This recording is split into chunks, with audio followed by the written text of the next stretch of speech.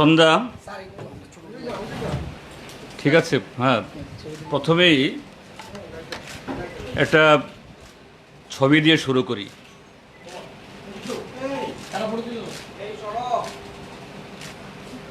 একটা ছবি আমরা যখন আগরতলা শহরে কার্নিভাল আমরা করছি,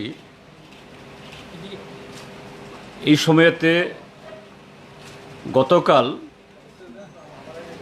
4 মাসের একটা শিশু, তার নাম হলো জন চংপ্রেং।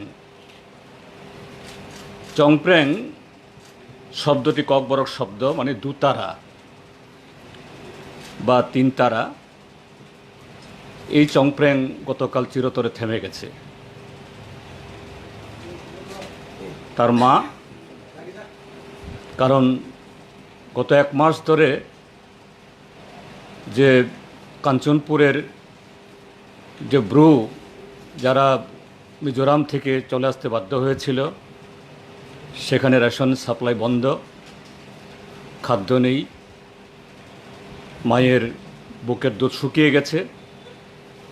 এই শিশু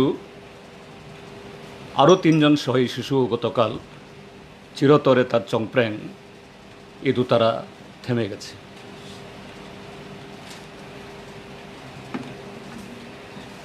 তো বন্ধুরা, আপনারা ইতিমধ্যে সবাই জানেন,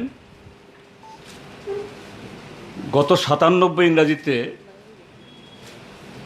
মিজোরামের মামিত জেলা বিশেষ করে, তার সাথে আরও 2-1টা জেলা থেকে সেখানে স্থানীয়ভাবে সেখানকার মিজো সম্প্রদায় এবং ব্রু সম্প্রদায়, যারা দীর্ঘ 60-70 বছর ধরে বা তার বেশি সময় ধরে মিজোরামে স্থায়ীভাবে বসবাস যারা করছিলেন, তাদের মধ্যে একটা ছোট্ট ঘটনায় একটা সাম্প্রদায়িক বিভেদ হয়। সে ঘটনাকে কেন্দ্র করে, হয়তো তার পেছনে আরও অন্য কারণ থাকতে পারে, সেখানে যে বিভেদের কারণে মিজোরাম থেকে তাদের চলে আসতে বাধ্য হন নানা পথে। শুধু সরাসরি মিজোরামের সাথে ত্রিপুরা রাজ্যের যে সীমানা বা বর্ডার, লঙ্গাই নদী পেরিয়ে সেভাবে তারা আসেননি, ঘুরপথে আসাম হয়েও অনেকে আসতে বাধ্য হয়েছেন। সেই সময়তে ত্রিপুরা যে বামপন্থী ফ্রন্ট সরকার ছিল, বামপন্থী ফ্রন্ট সরকার মানবিক দায়ে দ্রুত যারা এই ব্রু আমাদেরই দেশের নাগরিক, তাদের খাওয়া বা অর্থাৎ এখানে শেল্টারের জন্য ব্যবস্থা করে, এবং ভারত সরকার এবং মিজোরাম সরকারের সাথে যোগাযোগ শুরু করে তারা যাতে দ্রুত একটা শান্তিপূর্ণ পরিবেশ তৈরি করার মধ্য দিয়ে তারা স্ব জায়গায় ফিরে যেতে পারে। এবং ভারত সরকারও ত্রিপুরা সরকারের এবং যারা এখানে আশ্রয় নিতে বাধ্য হয়েছেন তাদের এই বিপন্ন অবস্থা দেখে এখানে অস্থায়ীভাবে ক্যাম্প খুলেন, রেশনের ব্যবস্থা করে। ত্রিপুরা সরকারও নানাভাবে তার সরকারি মেশিনারি এবং আরও অন্যান্য যে ফেসিলিটি যতটুকু দেওয়া যায় মানবিকভাবে এটা করে। এবং কাঞ্চনপুর মহকুমা যে ক্যাম্পগুলো এই মহকুমার মধ্যে ছড়িয়ে ছিটিয়ে, সেখানে স্থানীয় মানুষ নানাভাবে তাদেরকে এখানে যাতে তাদের কোনো অসুবিধা না হয়, যতদিন তাদের থাকতে বাধ্য হবেন, এই ব্যবস্থা তারা করে। আপনারা দেখেছেন যে তৎকালীন ইউপিএ সরকার, তারপরে এনডিএ সরকার এবং চলতি সরকার অবধি বিভিন্ন সময়েতে ভারত সরকারের তাবর মন্ত্রী পি চিদাম্বরম থেকে শুরু করে রাজনাথ সিং এবং আরও অনেক মন্ত্রী আমলা বহুবার এখানে এসছেন। মিজোরাম সরকার, তারপর ব্রো তাদের প্রতিনিধি এবং ভারত সরকারের মধ্যে ট্রাইপার্টেড অনেক মিটিংও হয়, কখনো দিল্লিতে, কখনো আইজলে, কখনো কাঞ্চনপুর মহকুমাতে। আমরা ত্রিপুরা সরকার মানবিক দায়ে ফ্যাসিলিটেটর হিসাবে এখানে যতটুকু লজিস্টিক্যাল সাপোর্ট দেওয়া যায় আমরা দিয়ে গেছি। এটা যে কোনো যে সরকার মানবিক কারণে যেটা করা দরকার আমরা তাই করে গেছি। কিন্তু এটা দুর্ভাগ্যের যে তাদের যে এই দুরাবস্থা, 97 সাল থেকে এখন 2019, প্রায় 23 বছর এখন। এই 23 বছরে এর সমাধান হয়নি। বারে বারে রিপাট্রিয়েশনের, ফেরত যাওয়ার, পুনর্বাসনের উদ্যোগ নেওয়া হলেও ওইখান থেকে তারা আবার ফিরে আসতে বাধ্য হন, বা এখান থেকে বেশিরভাগ তারা যাননি। আমরা আপনাদের মাধ্যমে, প্রিন্ট মিডিয়া এবং ইলেকট্রনিক মিডিয়ার মাধ্যমে বিগত কদিন ধরে আমরা শুনছিলাম, দেখছিলাম, জানতে পারছিলাম যে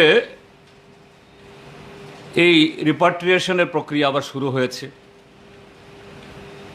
এবং সেখানে আপনাদের পত্রপত্রিকায় দেখতে পেলাম যে ভারত সরকারের তরফ থেকে নাকি সিদ্ধান্ত নেওয়া হয়েছে রিপাট্রিয়েশন অক্টোবরের মধ্যে শেষ হবে, মানে সেপ্টেম্বরের মধ্যে শেষ হবে। অক্টোবরের 1 তারিখেই ক্যাম্প গুটিয়ে নেওয়া হবে এবং আর কোনো রেশন দেওয়া হবে না। তো আজকে নভেম্বরের 4 তারিখ, এদেরকে রেশন প্রদান করা হচ্ছে না। 1 মাস 4 দিন অতিক্রান্ত হয়েছে। তো স্বাভাবিক এই লোকগুলো যারা নির্ভরশীল ছিল এই সরকারি ডুল বা সরকারি রেশনের উপরে, এই 1 মাস এই ক্যাম্পগুলোতে সেখানে তারা হয়তো খেয়েছে বা আধা খেয়ে রয়েছে বা না খেয়ে রয়েছে এবং শেষ পর্যন্ত এই চরম অবস্থায় গিয়ে তারা গত 1 তারিখ থেকে কাঞ্চনপুর আনন্দবাজার রাস্তায় সেখানে একটা ক্যাম্প আছে আশাপাড়া নামে, সেই ক্যাম্পের পাশে সেখানে তারা এই রাস্তা অবরোধে বসছেন সকাল সন্ধ্যা।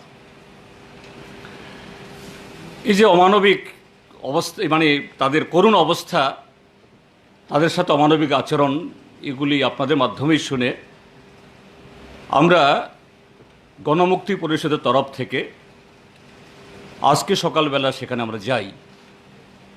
আমি গণমুক্তি পরিষদের সাধারণ সম্পাদক এবং স্বশাসিত জেলা পরিষদের chief executive member Radhacharan Debbarma, tribal youth ফেডারেশনের কেন্দ্রীয় কমিটির সভাপতি এবং এডিসির এক্সিকিউটিভ মেম্বারও রাজেন্দ্র রিয়াং, এবং কাঞ্চনপুরে আমাদের স্থানীয় নেতা, জেএমপিরও নেতা, প্রাক্তন বিধায়ক রাজেন্দ্র রিয়াং এবং আরও একজন এডিসি সদস্য ললিত দেবনাথ সহ সেখানে গিয়ে সরাসরি তাদের কথা শোনার জন্য, তাদের কথা যা শুনেছি আমরা এবং তাদের চেহারা যা দেখেছি আমরা, একটা করুণ, একটা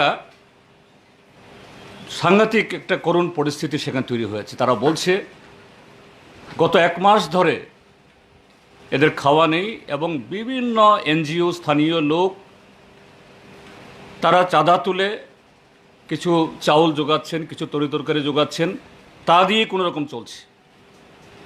তো 37,000 মানুষ,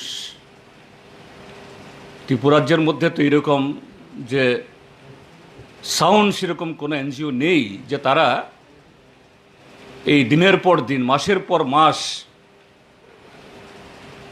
তাদেরকে খাওয়াবেন।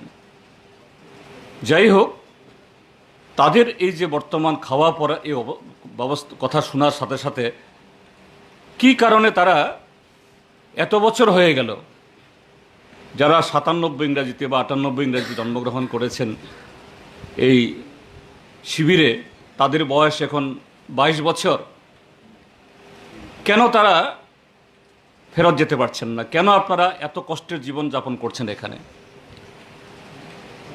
সেখানে পুরুষ মহিলা তারা দর্থনীয় বললেন, আমরা আন্তরিকভাবে চাই আমরা ফেরত যেতে, আমরা আমাদের নিজস্ব জায়গাতে আমাদের জায়গায় ফিরে সেখানে কষ্টে হোক যেভাবেই হোক আমরা জীবনযাপন আমরা করতে চাই। কিন্তু যে ভারত সরকার, মিজোরাম সরকার এবং এই ব্রু ডিসপ্লেস পিপলদের মধ্যে যে চুক্তিগুলি হয়, সেই চুক্তিগুলো সেখানে ফিরে গিয়ে মিজোরাম সরকারের তরফ থেকে সেই চুক্তি বা সেই ধরনের কন্ডিশনালিটিস সেরকমভাবে একটা পরিবেশ তৈরি করার যে দায়িত্ব স্থানীয়ভাবে এরা মোটেই তা করেন না। তো আমরা জিজ্ঞেস করলাম যে না, আমরা তো শুনেছি যে নানাভাবে যে আপনারা এমন কতগুলো রাজনৈতিক দাবি তুলেন যেটা মিজোরামের জনগণ বা মিজোরাম সরকার, কি বিগত কংগ্রেস সরকার বা বর্তমান এমএনএফ পরিচয় সরকার, তারা এটা মানতে চান না।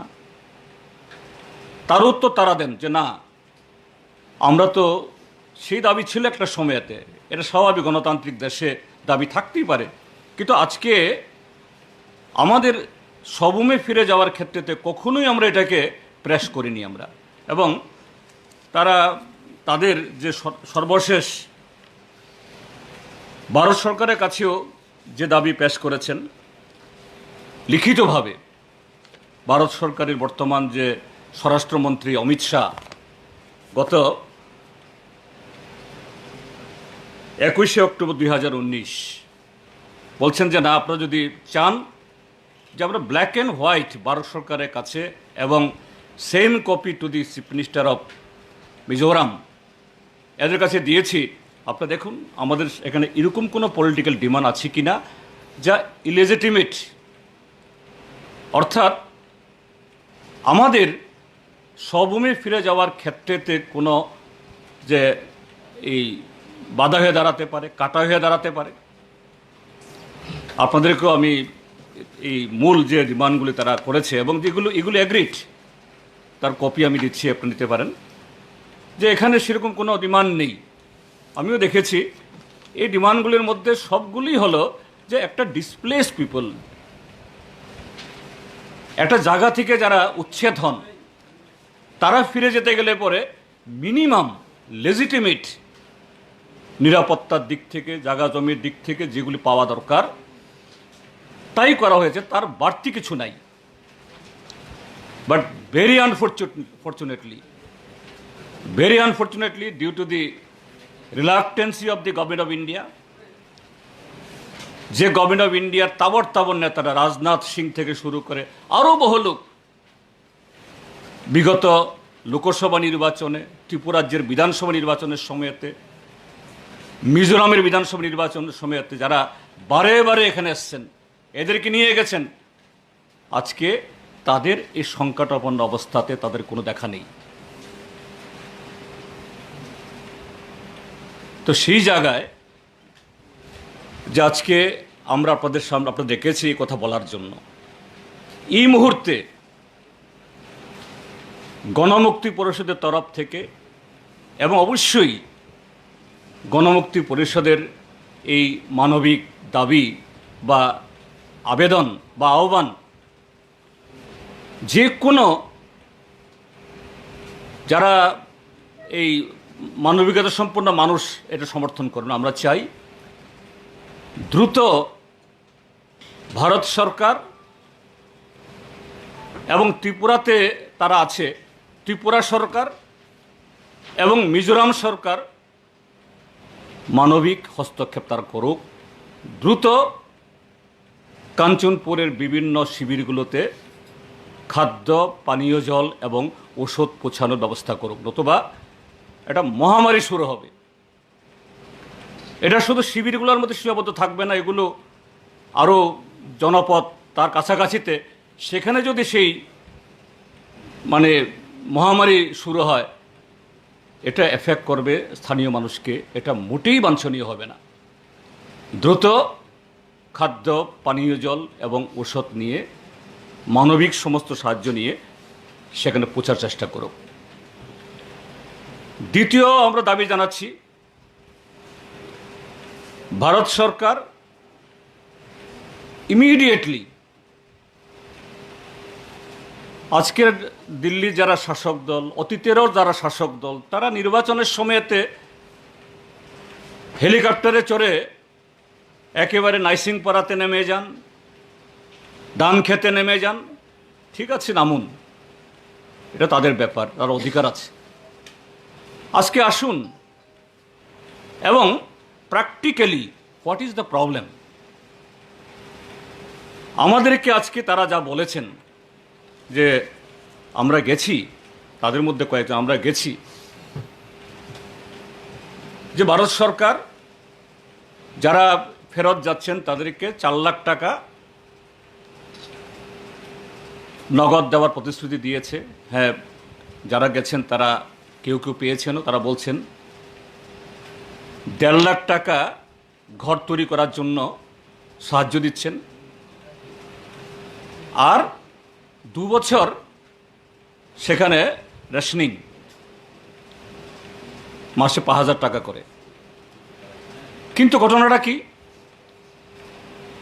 মিজোরামে ফিরে গিয়ে চুক্তি হলো তারা যে যেখানে ছিল, যেখান থেকে এসছেন সেখানেই তাদেরকে পুনর্বাসন দেওয়া হবে বা তার জায়গা তাদের দেওয়া হবে। কিন্তু মিজোরাম সরকার বলছে দিস ইজ নট ত্রিপুরা, এটা ত্রিপুরার তোমার আগের সরকার না, তোমাদেরকে তোমাদের এই মানবিক কথাবার্তাগুলো শুনবে। চুক্তি যাই হোক, মিজোরামের সরকার, আগের সরকারও এবং বর্তমান সরকারও ওইখানে গিয়ে স্ক্যাটার্ডলি কোনো জায়গাতে 10 পরিবার, কোনো জায়গাতে 15 পরিবার একেবারে বসবাস করার অনুপযুক্ত এরকম জায়গায় বলছে এখানে তোমাকে ঘর তৈরি করতে হবে, এবং ঘর তৈরি করার জন্য জঙ্গল থেকে বাঁশ কাটতে পারবে না তুমি নিজে থেকে এই খুঁটি মানে গাছের পালা বা খুঁটি করতে পারবে না, সবটাই কিনতে হবে স্থানীয় মানুষদের কাছ থেকে। তাহলে আমাদের যদি তাদের কাছ থেকে বাঁশ কিনতে হয়, তাদের কাছ থেকে যদি আমার এই ঘরের খুঁটি কিনতে হয়, সব কিনতে হয়, 1.5 লাখ টাকা তো কি হবে, কি খাবো আমরা?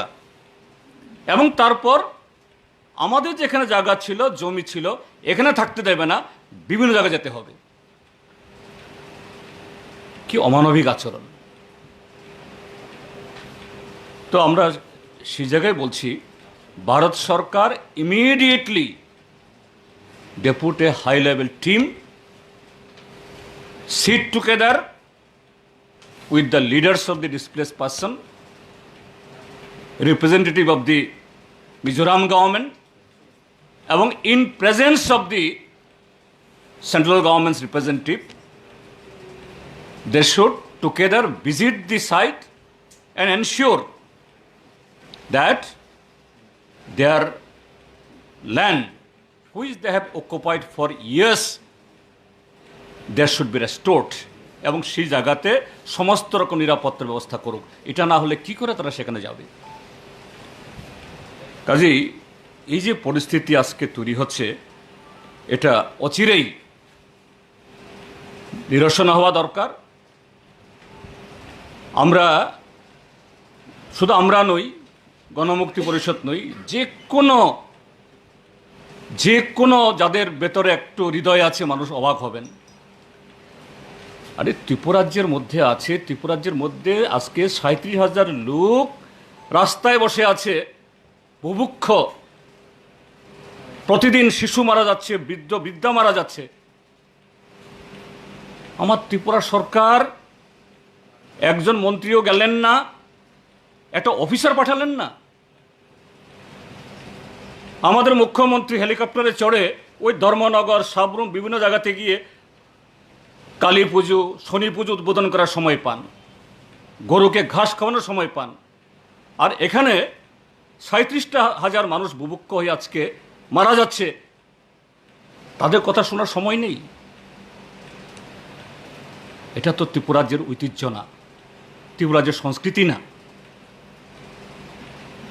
ত্রিপুরাজ্যের ৩৭ লক্ষ মানুষকে কলঙ্কিত করছে এই সরকারের ব্যবহার। না, তাদের রিপাট্রিয়েশন ত্রিপুরা সরকার করে দিক না, এই দাবি আমরা করি না। This not the responsibility of Tripura government. কিন্তু ত্রিপুরাজ্যের মধ্যে আছে তোমার তত্ত্বাবধানে ৩৭,০০০ মানুষ, এবং তারা বলছে এই যে কদিন অসুখ যাচ্ছে, বিসুখ যাচ্ছে, না খেয়ে নানা ধরনের এলিমেন্টস হচ্ছে, নো মেডিকেল টিম। কত মানবিক! আমরা দাবি জানাচ্ছি স্পেশাল মেডিকেল টিম পাঠাক, খাওয়ার ব্যবস্থা পাঠাক, ভারত সরকারের নির্দেশিকার অপেক্ষা না করে ত্রিপুরা সরকারই যে একটা আর্জেন্ট স্টেপ নিয়ে, আপৎকালীন উদ্যোগ নিয়ে বাঁচানোর ব্যবস্থা করুক। এটা না হলে মানবিকতার বিরুদ্ধে একটা চরম কি বলে অন্যায় করা হবে সেখানে। আজকে এটাই সেখানে হচ্ছে। এটাই আমাদের বক্তব্য, অন্য কোনো বক্তব্য না। আমরা চাই পিসফুলি ট্রানজিশন হোক, এবং এই পিসফুল ট্রানজিশনের জন্য ভারত সরকার তার নেতৃত্বেই এটা এনশিওর করুক। এরকম একটা চুক্তি হলো, মিজোরাম গভর্নমেন্ট হাতে ছেড়ে দেওয়া হলো, তাহলে কি হবে? বারবার যাবে, ফেরত চলে আসবে, বারবার যাবে, ফেরত চলে আসবে। সময় নষ্ট হচ্ছে, অর্থ নষ্ট হচ্ছে, লোকবল শেষ হচ্ছে। এটা হওয়া মোটেই উচিত না। এবং তারা আজকে বলছেন আমরা তো অটোনোমাস ডিস্ট্রিক্ট কাউন্সিল, যেটা মিজোরাম গভর্নমেন্টের আপত্তি, আমরা তো দাবি প্রেস করছি না। আপনার নিন, আমাদের যে মেমোরেন্ডাম সাবমিট করেছি আপনারা কপি নিন, আমাদেরকে দিয়ে দিচ্ছে। দেখুন কোথাও এরকম কোনো আপত্তিকর আছে কি না, যে লেজিটিমেট একটা হিউম্যানিস্টিক অ্যাপ্রোচ। সত্যি এটা পড়ে দেখে আমার কাছেও লেগেছে, আরে কী ধরনের ব্যবহার এগুলো। আরও আশ্চর্যের হলো ত্রিপুরাজ্যের মধ্যে আরও কিছু রাজনৈতিক দল আছে, তারা নিজেদেরকে দাবি করে এরাই একমাত্র বিশুদ্ধ, এরাই একমাত্র পিওর, তারাই একমাত্র খাঁটি, আর তারাই একমাত্র একচেটিয়া ট্রাইবেলদের সুখ দুঃখের কথা বলার অধিকার। সেই দলের একটা দল আজকে ত্রিপুরাজ্যের এই বিপ্লব দেব মন্ত্রিসভার সদস্য। আরও দুর্ভাগ্যের, তিনি রেভিনিউ এবং রিলিফ ডিপার্টমেন্টের মন্ত্রীও দায়িত্বে। আমরা জিজ্ঞেস করলাম সেই দলের রাজ্য স্তরের, সরকারি স্তরে যার কমান্ড করার, কিছু করার আছে, কেউ আসছে কিনা? বলছে না, কেউ আসেনি। আমি তাদেরকে অনুরোধ করব, অন্য সময়েতে ফায়দা তোলার জন্য নানাভাবে এই মিজোরামের ব্রু ভাই বন্ধুদের অবস্থাও তারা নানা ব্যবহার করেন, তাদেরকেও বলবো ঠিক আছে, এগুলি আগামী দিন করবেন কি করবেন না এটা আপনাদের ব্যাপার, আমরা এটাকে না করতে পারি না। কিন্তু এরকম একটা চরম মুহূর্তে শিশু মারা যাচ্ছে, বৃদ্ধ বৃদ্ধা কাতরাচ্ছে, এই অবস্থায় প্লিজ কালকেই যান সেখানে, দেখুন কি ধরনের একটা অমানবিক পরিস্থিতি তৈরি হয়েছে। হাসপাতালগুলোতে লাইন লাগছে। সেখানে 10দা হাসপাতালে গেছি, সেখানে ভর্তি রোগীদের দেখার জন্য ডাক্তারকে জিজ্ঞেস করলাম এই রোগগুলো কেন? সবাই বলছেন ডিউ টু দি স্টারভেশন।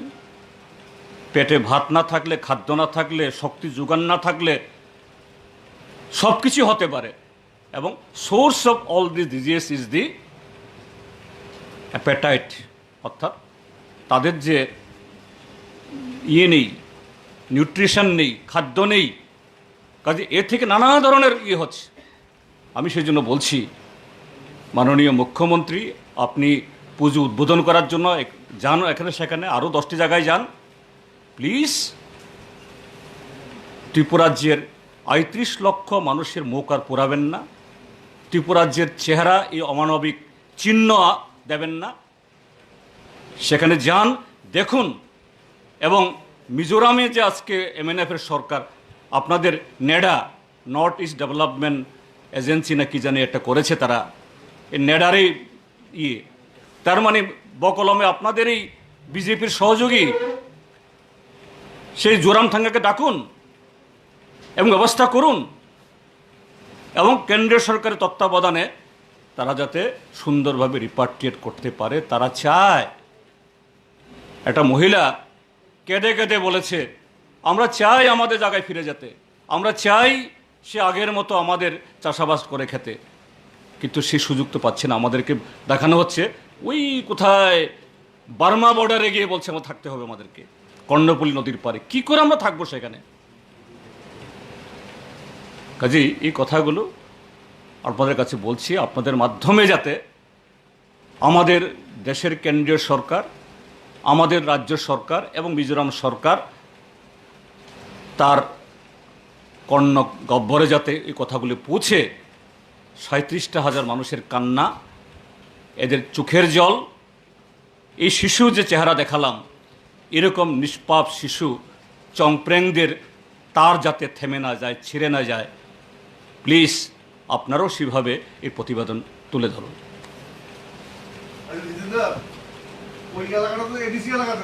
হ্যাঁ হ্যাঁ, আমি তো বলার এখতিয়ারে নই, আমি আজকে বলেছি। হ্যাঁ, আপনি ইতে রাধাচরণ বাবু আমার সাথে ছিলেন, আমাদের জেনারেল সেক্রেটারি, তাকে বলেছি যে আপনারা পরীক্ষা করুন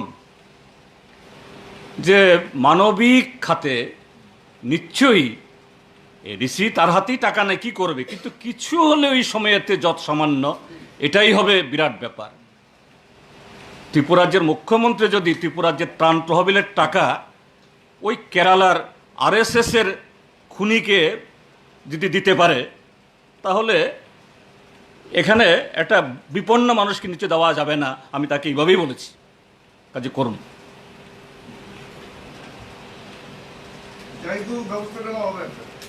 না, আমি বলেছি ওনাকে, এখন দেখা যাক, উনি বলেছেন, আমি তো বলতে পারবো না। না, ওনাকে আমি বলেছি দেখুন, আপনারা এক্সামিন করে দেখুন আপনাদের রুলস অফ বিজনেসে বা ইয়েতে কি পারমিট করে কিনা বা সে সমর্থ আছে কিনা।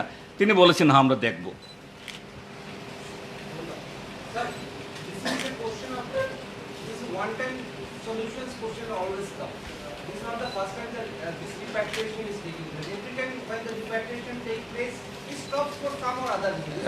Right. No, earlier also when in Tripura we were in the government, left-front government, that time also we have given all other patronization to them that the repatriation should be smooth. And that time also we have seen that could not be materialized, they again returned. So today I raised this issue. The earlier also, during our time also, that attempt was made, but it was not materialized that way. But what is the reason? So today they have said, you please, we are handing over the memorandum we submitted to the Union Minister, Home Minister to you, that these demands, that copy I have given to you, is it illegitimate? That we had our land, we had our orchard, we had our homestead, from there our children used to go to the school. Today, the Mizoram government saying, no, you can't be settled there. They are distributing in different places, far places. So how come we people can survive there? So we don't want, in addition to that Government of India providing 1.5 lakhs to construct the house, and they are giving 4 lakhs one time cash and resting for 2 years. We are happy, we are satisfied.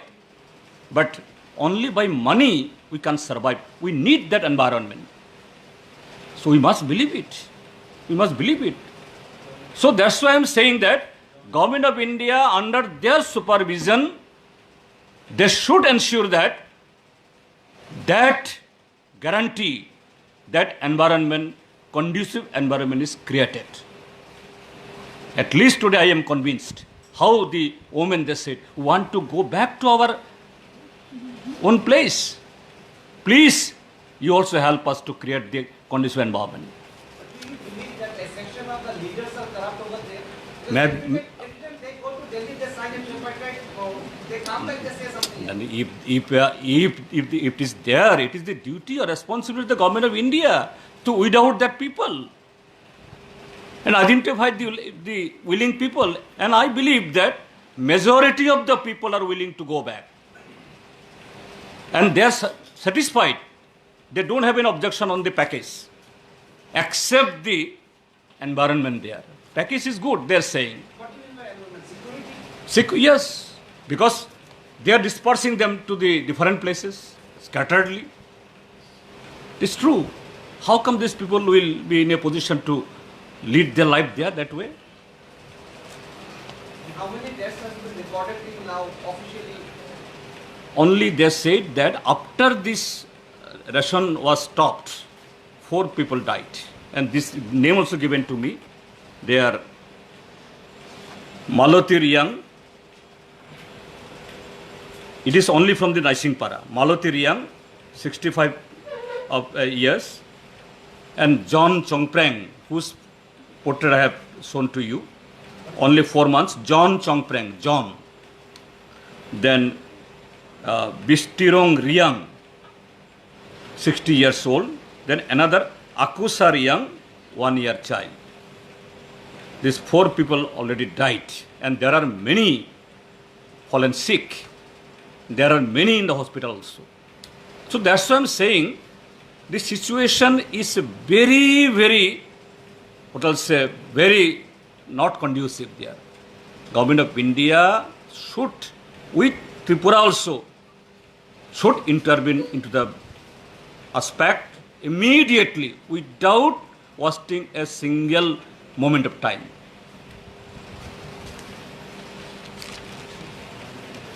তো এই issue হ্যাঁ third নামটা হলো বিস্টিরং রিয়াং বিস্টিরং রিয়াং বিস্টিরং রিয়াং আকুসা রিয়াং আরেকটা issue বলবো এটার বাইরে আরেকটা ইস্যু বলবো জাস্ট ওয়ান ইস্যু এটা সম্পর্কে আর প্রশ্ন আছে কিছু এনি আরেকটা হলো যে সাম্প্রতিককালে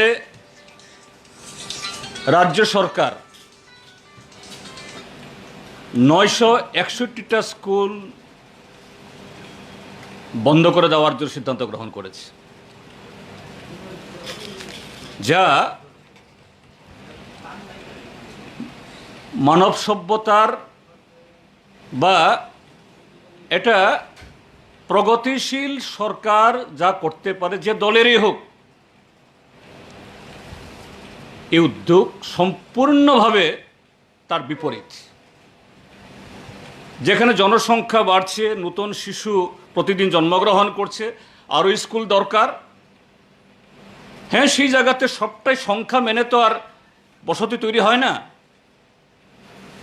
তার জন্য বিকল্প মেকানিজম তৈরি করতে হয়।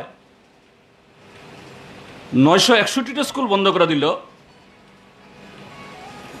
এই সরকার, যে আরএসএস তার যে আদর্শ যে চতুর্বর্ণে মানুষকে বাক করা, নিম্নবর্ণে মানুষের অধিকারকে কেড়ে নেওয়া, এটা তারই প্রতিফলন। এটা এক। দ্বিতীয়, আরও জঘন্য, আরও মারাত্মক হলো this government they don't respect the constitution. ভারতীয় জনতা পার্টি ভারতের কনস্টিটিউশনের সংবিধানের প্রতি বিন্দুমাত্র তাদের কোনো শ্রদ্ধা নেই। সেই আরএসএস সংবিধান তৈরি হওয়ার সময়ে এটা বিরোধিতা করেছিল, এবং আজকে প্র্যাকটিক্যালি আমরা দেখছি ওখানে মোদি, এখানে আজকে বিপ্লব দেবের সরকার, তার মন্ত্রী রতনলাল নাথরা এটাই কার্যকরী করছে। সেটা কি? 961টা স্কুলের মধ্যে 749টা স্কুল হলো এডিসির অভ্যন্তরে। এডিসি একটা কনস্টিটিউশনাল বডি, তার নামই হলো অটোনোমাস ডিস্ট্রিক্ট কাউন্সিল, তার একটা অটোনমি আছে।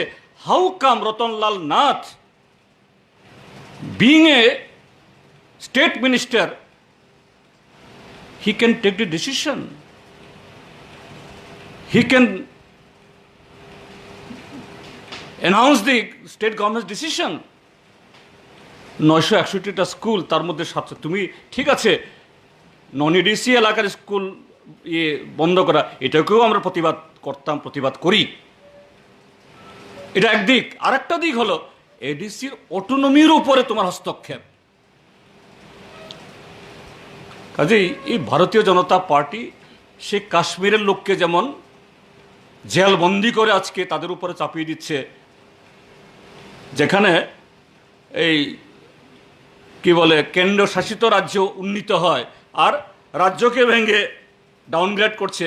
আজকে ত্রিপুরাজ্যের মধ্যে একটা নির্বাচিত স্বশাসিত জেলা পরিষদ সংবিধান মোতাবেক এটাকে তুড়ি মেরে বৃদ্ধাঙ্গুষ্ঠ দেখিয়ে এই সরকার এই সিদ্ধান্ত নিচ্ছে।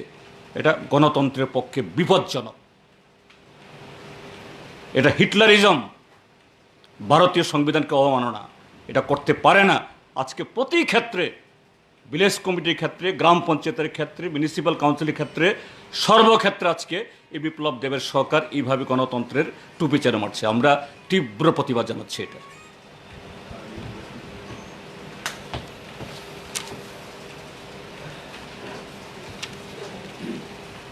ঠিক আছে, থ্যাংক ইউ।